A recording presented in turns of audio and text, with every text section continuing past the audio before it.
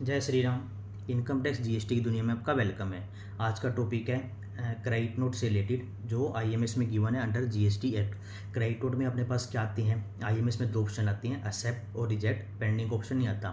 34 section क्या बोलते हैं अब जीएसटी की जो क्रेडिट नोट है, अगर रिसिप्टेंट ने क्रेडिट नोट का इनपुट रिवर्स किया है, सेक्शन 34 सब सेक्शन 2 प्रोवाइजो, वो कहता है supplier can reduce their output tax liability provided that recipient has reverse the ITC in respect of डेट क्रेडिट नोट। अगर रिसिप्टेंट ने आईटीसी कम किया है अपनी 3B में, तभी सप्लायर क्या कर सकता है, अपना आउटपुट टैक्स कम कर सकता है, जो कि सेक्शन 34 सब सेक्शन 2 में गिवन है।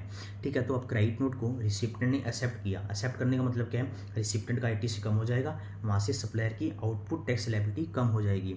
अब रिसिप्टेंट ने क्रेडिट नोट को क्या कर दिया है? रिजेक्ट कर दिया। रिजेक्ट का मतलब क्या है? रिसिप्टेंट के इनपुट पर कोई भी फर्क नहीं पड़ेगा, उसका इनपुट टैक्स क्या है, रिड्यूस नहीं होगा। तो इसका मतलब क्या हुआ? उसका इनपुट टैक्स कम नहीं हुआ, तो इसका मतलब सप्लायर का भी आउटपुट टैक्स कम नहीं होगा। तो सप्लायर ने जो सीएन अपनी R1 में डिस्क्लोज किया था, अब उसकी लायबिलिटी रिड्यूस नहीं होगी, उतने रुपये से उसका आउटपुट टैक्स बढ़ जाएगा। सपोज करो उसने इनवाइस दिखाया, उस पर जीएसटी 20,000 रुपये का लगा। क्रेडिट नोट दिखाया, उस पर जीएसटी 5,000 रुपये का था। तो सप्लायर की R1 में लायबिलिटी कितनी बनी? 15,000 रुपये। अब वो इनवाइस सीएन रिसिप्टेंट की 2B में रिफ्लेक्ट हुई। रिसिप्टेंट ने 5,000 रुपये क्रेडिट नोट पर जो जीएसटी लगा था, उस रिसिप्टेंट ने क्या किया?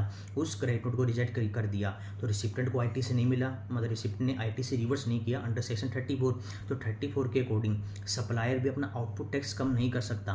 तो टोटल आपकी इनवाइस की लायबिलिटी 20,000 रुपये थी, सीएन का टैक्स था 5,000 रुपये, नेट लायबिलिटी आपकी 15,000 रुपये थी सप्लायर की R1 में। अब सप्लायर R1 में 15,000 रुपये टैक्स पे नहीं करेगा। क्यों पे नहीं करेगा? क्योंकि रिसिप्टेंट ने क्रेडिट नोट रिजेक्ट कर दिया। इस वजह से सप्लायर की आउटपुट टैक्स लायबिलिटी बढ़ जाएगी, क्योंकि गवर्नमेंट क्या बोलती है कि गवर्नमेंट को अपना फायदा देखना है। ये गवर्नमेंट क्या करी है, वहाँ से उसका आउटपुट टैक्स कम हो गया, उसने इनपुट कम किया नहीं, तो यहाँ पे गवर्नमेंट को डबल नुकसान हो गया। उसका आउटपुट भी कम कर दिया, उसने इनपुट रिवर्स किया नहीं। गवर्नमेंट क्या बोलती है, अगर उसने रिजेक्ट कर दिया, उसने इनपुट रिवर्स नहीं किया, तो अब आउटपुट टैक्स भी कम नहीं कर सकते। तो अब इस क्रेडिट नोट को नलिफाई करो। ये मान के चलो कि आपने क्रेडिट नोट आईएमएस में दिखाया नहीं, तो आपका टोटल लायबिलिटी 20,000 थी, 5,000 रुपये का सीएन, नेट टैक्स आपका बनता 15,000 रुपये। तो 5,000 रुपये वापस एड बैक कर दिए जाएंगे आपकी आउटपुट टैक्स लायबिलिटी में। तो 15 + 5 20,000। तो आपको R1 में क्या करना पड़ेगा? 20,000 रुपये का टैक्स देना पड़ेगा। तो प्रैक्टिकली लोगों को लग रहा है कि R1 में टैक्स कम था, 3B में ज़्यादा। वो क्यों हो रहा है? वो इसी वजह से हो रहा है क्योंकि आईएमएस में रिसिप्टेंट ने सीएन को रिजेक्ट कर दिया है, उसकी वजह से सप्लायर का आउटपुट टैक्स बढ़ जाएगा। बट इनवाइस को रिजेक्ट किया है तो सप्लायर का आउटपुट कम नहीं होगा, सीएन रिजेक्ट करने से आउटपुट बढ़ जाएगा। कोई भी डाउट हो तो कमेंट करके पूछ सकते हो। Thank you.